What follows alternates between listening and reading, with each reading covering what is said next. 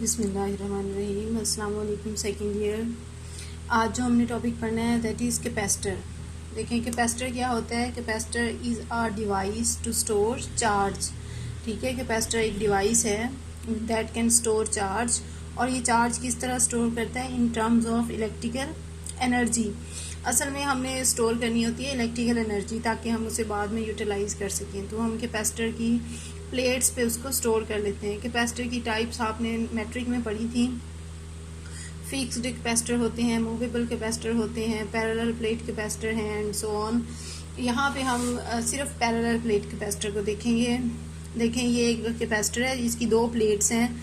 ये दोनों प्लेट्स एक दूसरे के आमने सामने ऐसे पड़ी हैं और इनके दरमियान में इंसुलेशन है।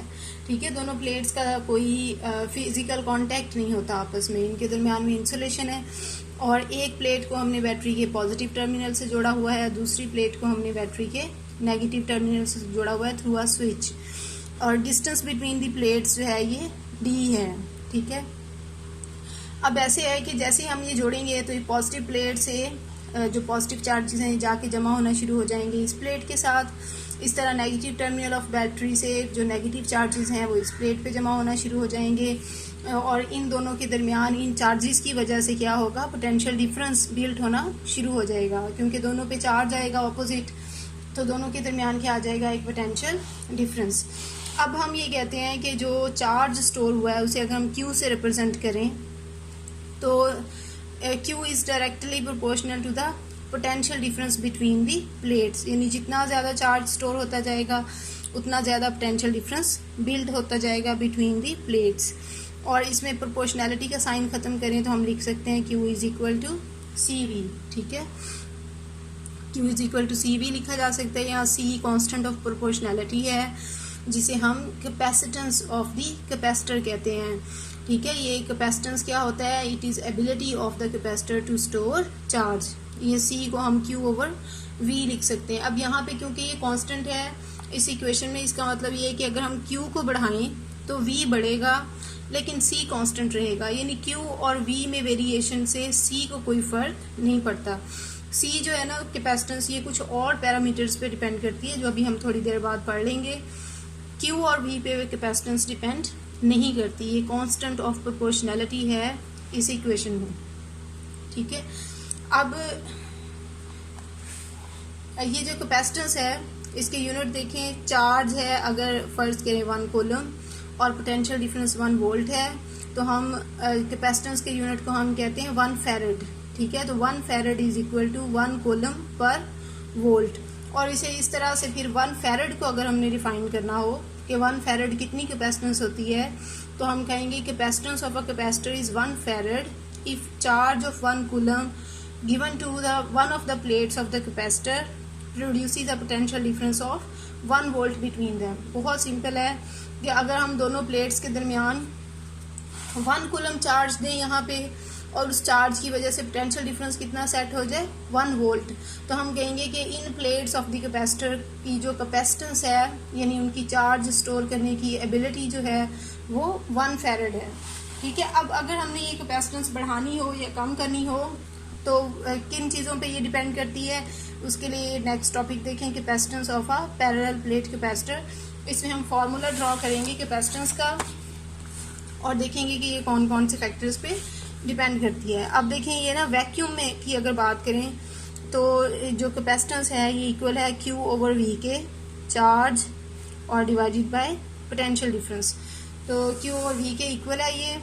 अब इसमें ना हमने दो काम करने हैं, Q की वैल्यू पुट करनी है, V की वैल्यू पुट करनी है। ठीक है, अब V की वैल्यू कहाँ से आएगी? आपको पता है इलेक्ट्रिक फील्ड को हम पोटेंशियल ग्रेडियंट के तौर पे लिख सकते हैं। E is equal to V over D लिख लिया और यहाँ से हम लिख सकते हैं V is equal to ED।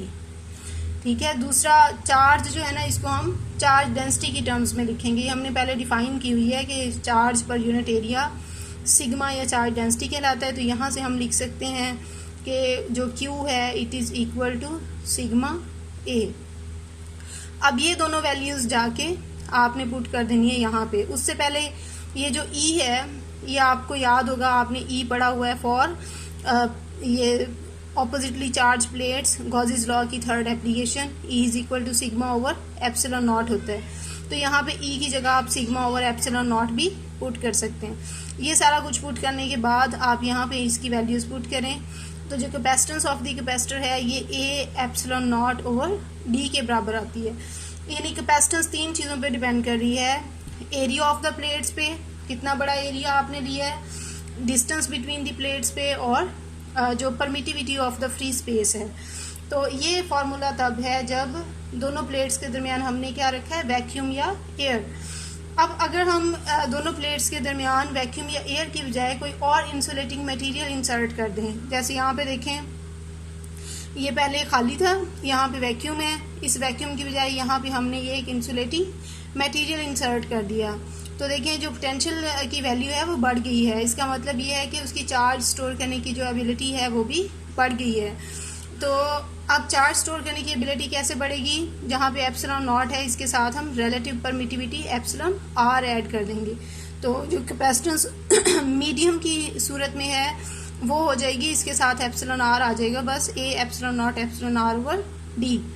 अब यहाँ से देखें ये जो बाकी है ना A epsilon not over D, ये है capacitance in the presence of vacuum, तो इसकी जगह हम वैक्यूम लिख लें, तो जो capacitance in terms of medium है it is equal to capacitance in the presence of vacuum multiplied by epsilon are.